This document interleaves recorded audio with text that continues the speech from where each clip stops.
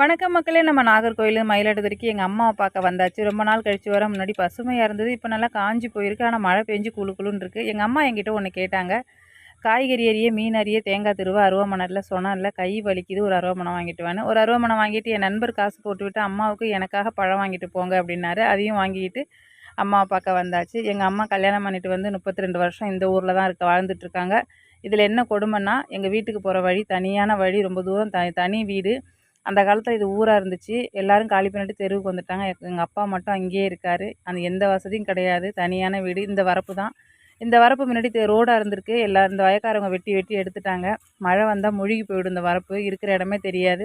இந்த ஊருக்காரவங்களும் பாத்ரூமே வந்தாலும் இந்த வரப்பில் தான் ஒதுங்குவாங்க, 2 பாத்ரூம்க்குலாம். அதையும் பார்த்துட்டு எங்கள் அம்மா அன்னாடும் கடகன்னைக்கு நல்லது கெட்டதுக்கு இந்த வரப்பில் தான் போகணும். இதில் என்ன கொடுமைன்னா, தினமும் எங்கள் அம்மா இடுப்பில் இந்த வரப்பில் தான் தண்ணி தூக்கிட்டு வரணும்.